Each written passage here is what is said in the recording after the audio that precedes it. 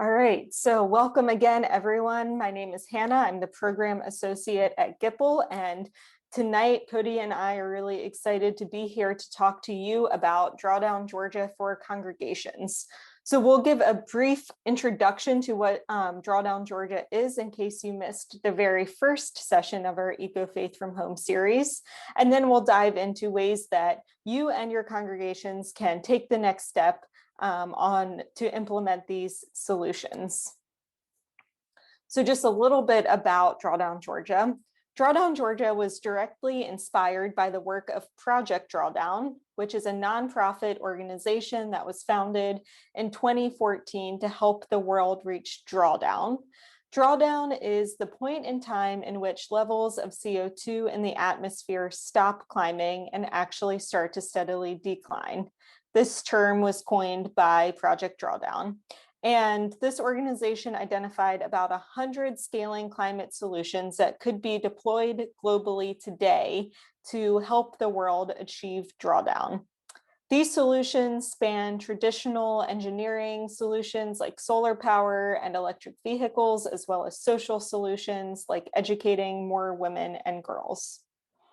So while Project Drawdown kind of looks at a global perspective, this project, Drawdown Georgia, looks specifically at climate solutions for Georgia. So in this way, it translates the global work into a local roadmap. And this project was launched thanks to funding by the Ray C. Anderson Foundation. Drawdown Georgia is based in research. A team of researchers from Georgia Tech, University of Georgia, Emory University, and Georgia State led an 18-month process to analyze the Project Drawdown solutions with a Georgia lens. The team also collaborated with public and outside groups. The research was led by Dr. Marilyn Brown from Georgia Tech. It began in 2018 and the data was released in October 2020. If you want to learn more about the research team who was on it and what they did, you can go to Drawdown Georgia's website to the About Us tab to learn more about that. So this research team analyzed the 100 global solutions identified by Project Drawdown, and each solution was considered through a lens. So they asked questions such as, is the solution relevant in Georgia? Is it technology and market ready to scale by 2030? Is there sufficient local experience and available data? Can this solution deliver 1 million metric tons of annual greenhouse gas reduction by 2030? Is it cost competitive with other solutions? And what are the significant beyond carbon impacts for each of these solutions? And you'll hear a little bit more about what beyond carbon is in just a few minutes. So the result of all of this analyzing and research is 20 Drawdown Georgia solutions. So these are the 20 solutions that they came up with for us here in Georgia. You can see that this list fits into 5 categories: electricity, buildings and materials, food and agriculture, land sinks, and transportation. Most of the solutions are focused on reducing greenhouse gas emissions, but it's important to note that the 3 land sink solutions, afforestation and silvopasture, coastal wetlands, and temperate forest stewardship, are focused on expanding natural carbon sequestration through expanding, supporting, and preserving Georgia's forests and coastal marshes. These sinks sequester about 46 million metric tons of carbon a year.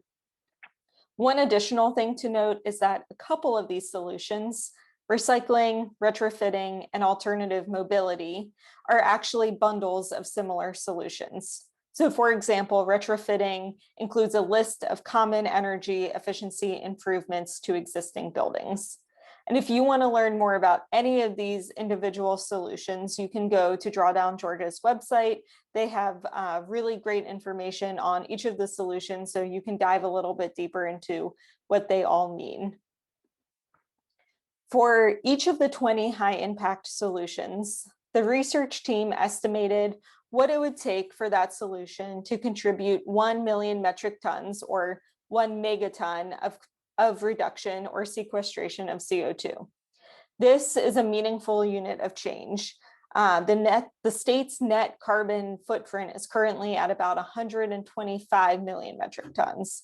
So, for example, to reach this 1 megaton reduction, we would have to divert about 2 million tons of organic waste from landfilling to composting by 2030. These are just examples for 3 of the solutions, but again, all of this information is on their website. So if you're curious about any of the other solutions and what it would take to reach that 1 megaton of carbon reduction, I encourage you to go to their website and look at each of the solutions. So this chart here shows one estimate of how much the 20 Drawdown Georgia solutions could reduce carbon emissions in the state. If all 20 solutions are scaled to ambitious but achievable levels, we could cut carbon emissions by about 1/3 or 35% by 2030. So to read this graph, the top black line represents a projection of total state level carbon emissions if current trends and policies continue.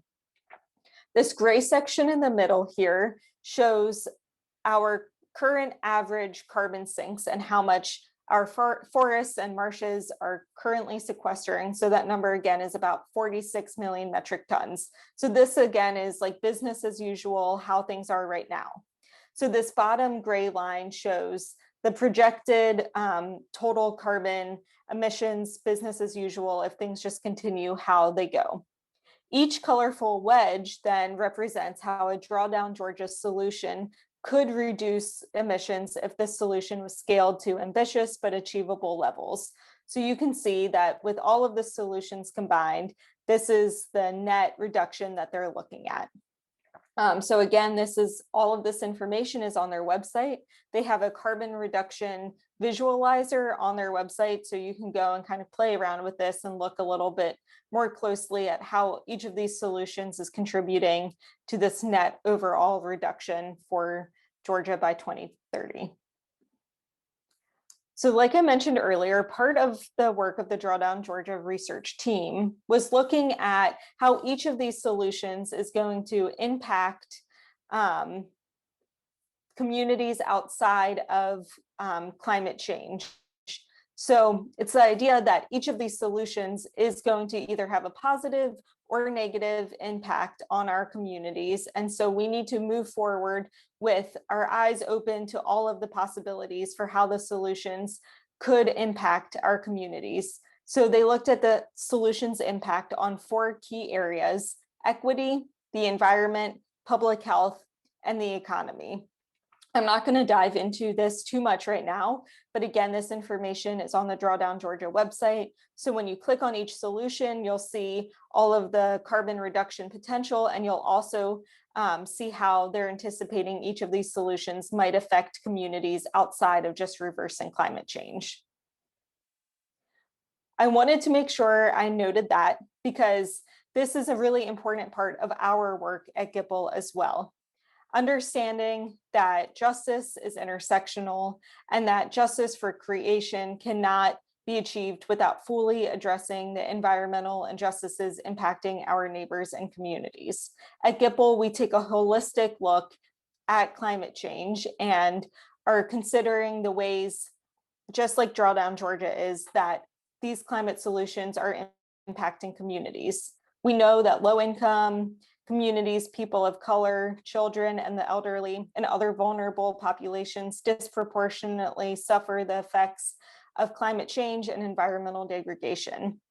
So we believe that it's our responsibility as people of faith to dismantle the systems that perpetuate environmental injustice, environmental degradation, and climate change.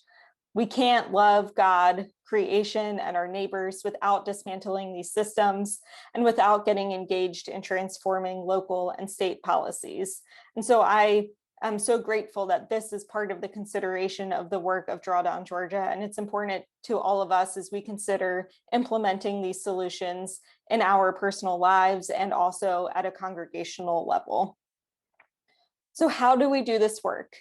Well, We are a grassroots organization, and so we believe that the best way to start is by forming green teams. If your congregation doesn't have a green team yet, please contact us after this presentation. Let us know. We'd love to help you form a green team. Green teams are dedicated individuals at congregations. It can even be as few as 3 or 4 folks who are really committed to doing this work for the congregation of taking climate action. They are the folks that help to do education and advocacy and inform their congregation about the importance of this work. So we have a couple of green team entry point suggestions here. So if you're part of a green team or looking to form a new green team, some of the ways that you can start out in this work is by evaluating your congregation. So many of you are already doing incredible things to reduce your carbon impact and to be more sustainable. So look and see what you're already doing and kind of evaluate what your possibilities are to do more.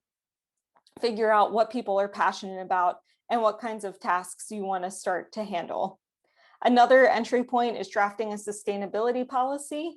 So these policies can act as guidelines for sustainable purchasing, for setting recycling expectations, for banning hard to recycle materials. This is kind of just a way to let your congregation know what the expectations are for the congregation. A third step is involving your faith leaders. So it's so important to get your faith leaders on board, to have their support in the work that you're doing, and to have them be committed to engaging in environmental justice.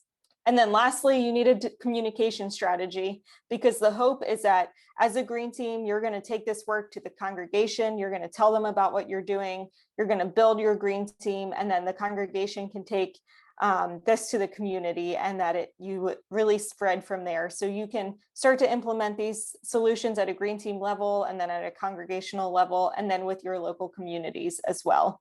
We have a green team coaching program. So if you're a new green team, or you're just relaunching as a green team, or if you've been around for a while, but you just want some more support and structure, please contact us. We would love to serve as your green team coach. It's a 12-month program. So we will provide some strategic planning. We'll show up to your green team meetings. We'll work with your green team leaders, and we'll really help you identify strategies for implementing these solutions and other sustainability initiatives with your congregation. So tonight we are here to talk specifically about these Drawdown Georgia solutions. And we want to start by looking at what you can do at the facility level. So how you can assess your facility and make some improvements to reduce your carbon impact. One of the first things that you can do is retrofits to your building. We have our PowerWise program that helps you with energy efficiency audits and retrofits. So you send us your bills, your electric and natural gas bills, and we will send an engineer to your site. He will conduct an energy audit and make some recommendations for energy efficiency upgrades. We'll do a review with you and help you think about how you can upgrade your building to be more energy efficient. We know that the inefficient use of electricity and natural gas makes up more than 30% of greenhouse gases in our atmosphere. So by making some of these upgrades, we are not only reducing our carbon impact, but we're also helping to fight the injustices associated with coal and natural gas plants. We have some funding to help you with these upgrades. So we have an energy efficiency matching grant program, which you can apply for in the fall. It qualifies your congregation for up to $10,000 in matching grant funds. So this is a great way to implement some of the recommendations in your energy audit report and to make these really impactful changes at a facility level. We also encourage you to consider rooftop solar for your congregations. We offer free solar assessments, and we'll work with you every step of the way, from evaluating and procurement and installing of solar systems on your property. We have a solar loan fund and some other financing options to help you with that as well. And then lastly, we're really excited to start looking into the possibilities of putting electric vehicle charging stations on your parking lots. We think this is a great way to implement this solution and to make electric vehicles more accessible to your communities. So we would love to talk to you about what that could look like for your congregations. There are a number of ways that you can implement these solutions beyond just making changes to your facility. From recycling to composting, reducing food waste, switching to a plant-forward diet, engaging in alternative mobility, and planting trees, you can get involved either as individuals and families or as a community and a congregation. What I love about these Drawdown Georgia solutions is that they're so accessible, and a lot of them are already things that you might be doing or slight lifestyle changes that you can make. We have a number of programs to help you start to think about how you can engage in some of these solutions as well.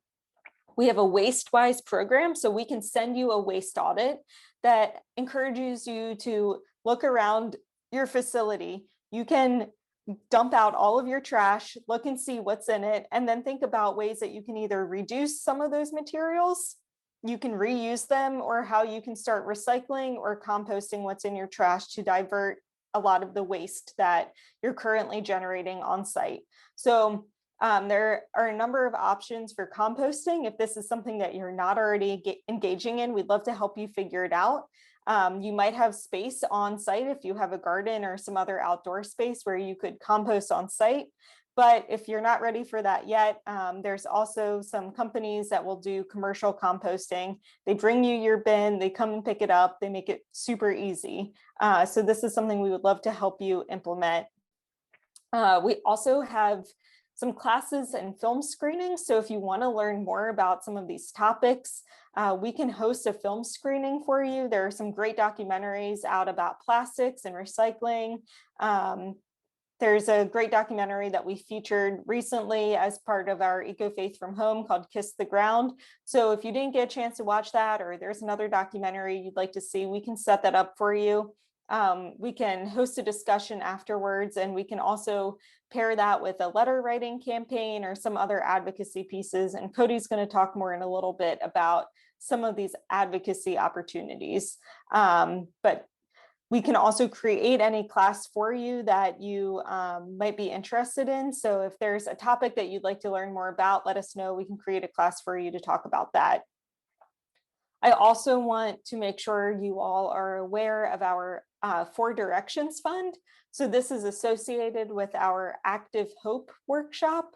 Right now it's being held virtually once a month. So you can attend this workshop and then apply for the 4 Directions Fund grant, which is some seed money of up to $500. So this is a great way to fund an eco project for your faith community. So let's say you want to get involved in composting and you have the space on site, but you need some materials to be able to do it. Some seed grant money like this might be able to help you with a project like that, or another eco project that's going to benefit you and your community.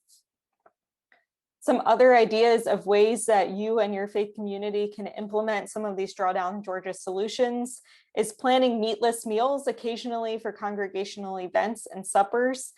This plant-based diet, again, is a Drawdown Georgia solution. So this doesn't mean you have to cut out meat completely, but maybe once a week or once a month, you have a meatless meal.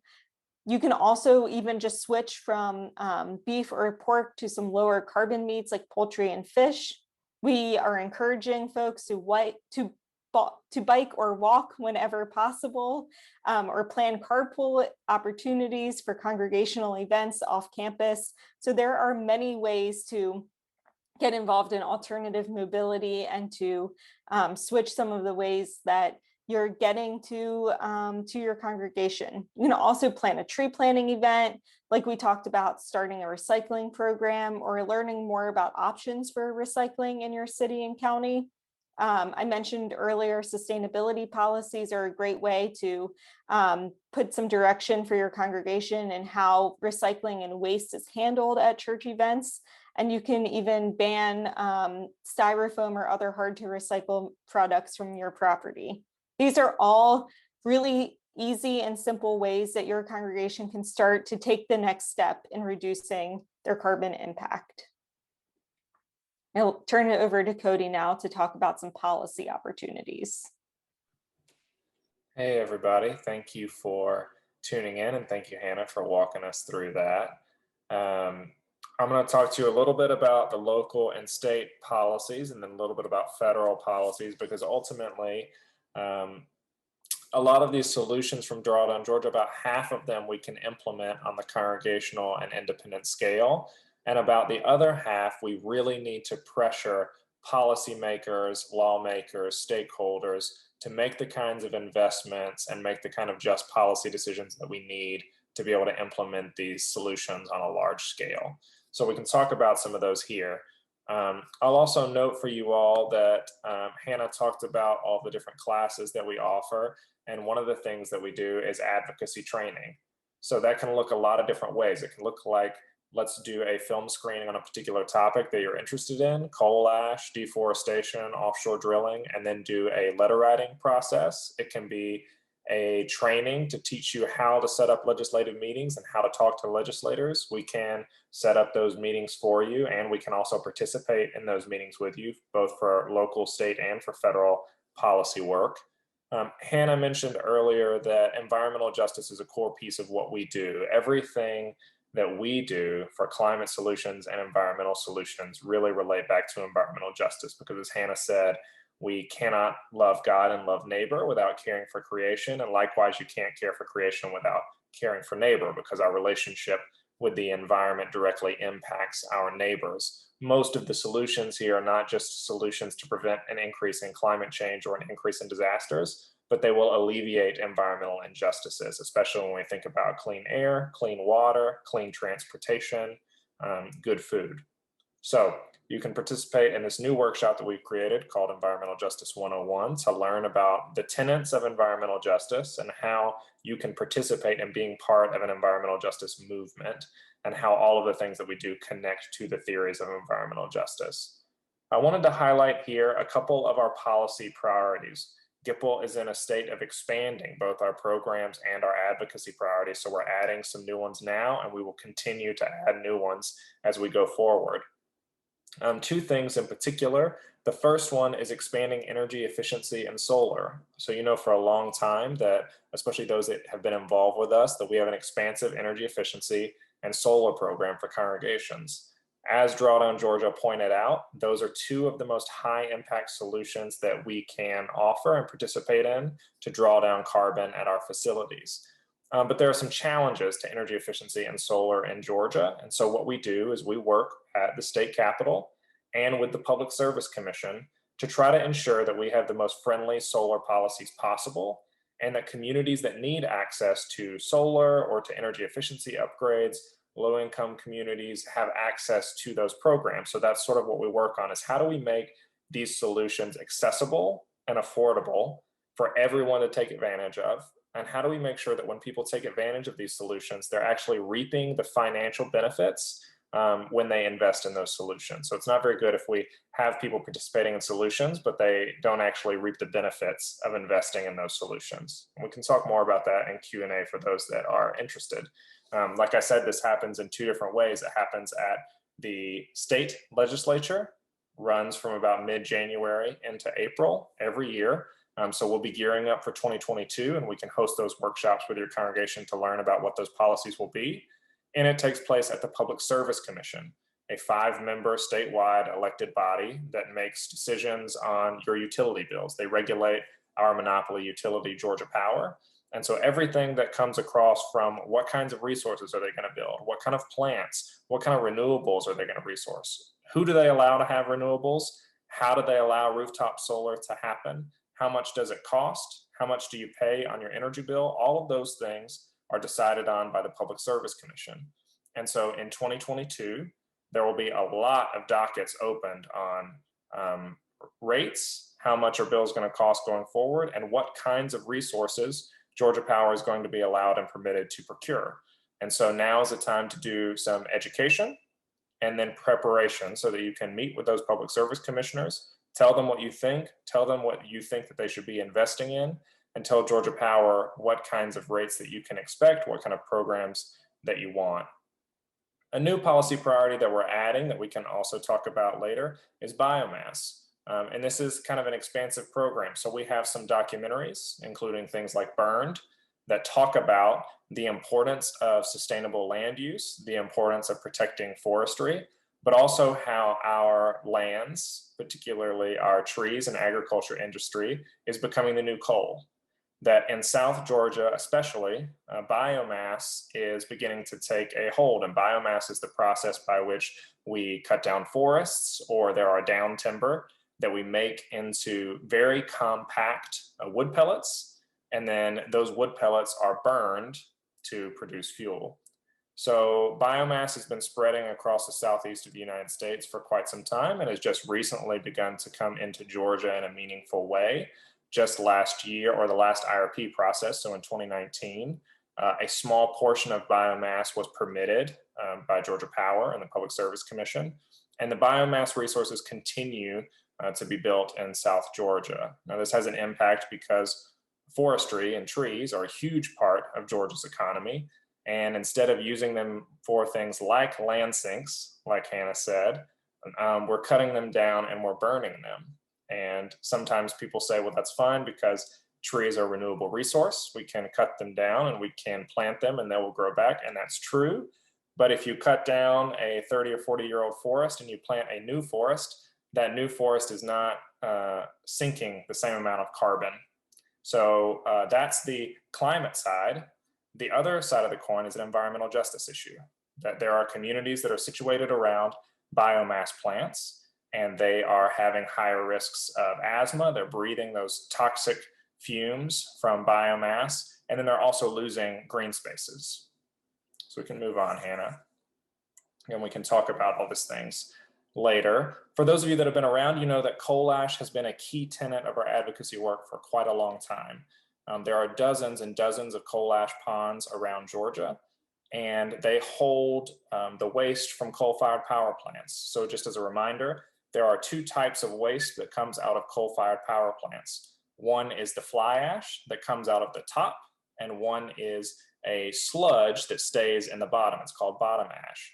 And that bottom ash historically has been stored in liquid unlined ponds all around Georgia. So you see on the slide, the photo on the right, the blue dots are coal ash ponds, and the red dots are municipal solid waste landfills where it's permitted to store dry coal ash. So currently, Georgia Power is excavating several of those coal ash ponds, which is great. The ultimate solution for coal ash ponds is that they be excavated, that the ash is then placed in a dry and lined landfill on the utilities property. So it's the utility that's taking care of that waste, not the public, and it's being stored in a dry and lined facility. Because again, currently in these coal ash ponds, they are unlined pits. We know from an Earth Justice report produced just a couple of years ago that almost all of those coal ash ponds are leaching into the groundwater. You may be familiar of our work in Juliet, which is down in middle Georgia. It is right outside of Macon and Forsyth. And in Juliet, there's Plant Share, which is one of the most polluting power plants in the nation. There's a 300-acre coal ash pond, and that coal ash pond sits submerged 10 feet into the aquifer. And currently, there are no plans for that coal ash pond to be excavated. Neither the Georgia legislature has permitted or required them to excavate that. The Georgia Environmental Protection Division has not required them to excavate it. The Public Service Commission has not required them to excavate it, and nor has the utility on their own free will selected to do the right thing and excavate those ponds. And why is that a problem? Well, it's obviously an environmental problem because we need to figure out a way to store this toxic waste. Currently, it's sitting in the aquifer, it's poisoning the water, both the groundwater resources and the aquifer itself. And if you see the photo on the left side of this slide, many of you have seen this before, the way that it works is that coal ash leaches into the aquifer, especially in Juliet, where this Plant Share pond is. The hydrology is really complicated. It's fractured limestone. So that water seeps into the limestone and it moves around a lot.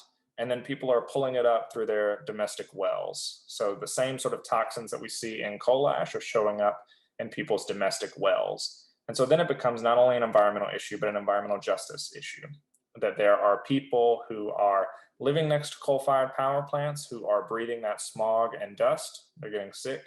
They have higher rates of asthma. But not only that, when they go home to drink their water, they're also being poisoned because there are toxins in their water. And at present, there is no action from the legislative bodies to solve that problem. And so it's our duty as religious people who believe in taking care of neighbor to advocate and change these unjust policies. So film screening, Saving Juliet, is a film that the Altamaha Riverkeeper put out about the process in Juliet. I would highly recommend it to everybody. It reminds me why we do this work.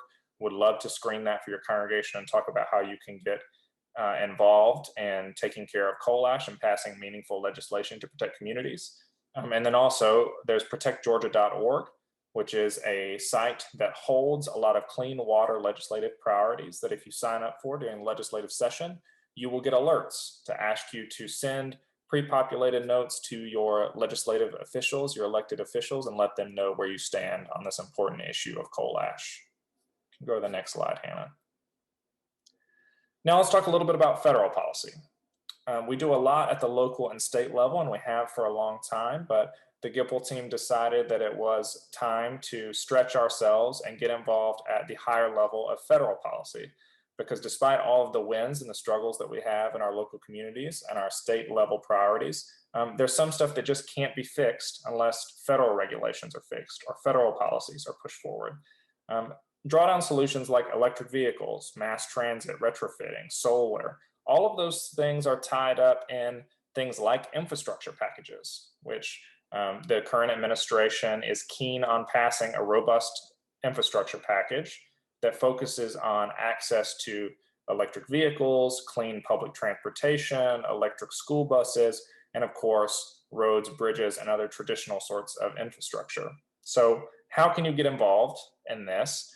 You can sign a petition, which we will drop in the chat. We're collecting signatures to encourage Georgia elected officials at the federal level to help support and pass the American Jobs Plan.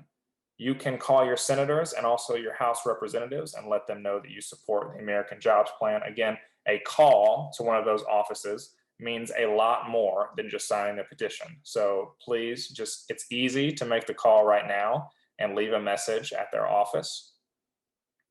Just a couple of highlights of the American Jobs Plan if you haven't been paying attention on the federal level.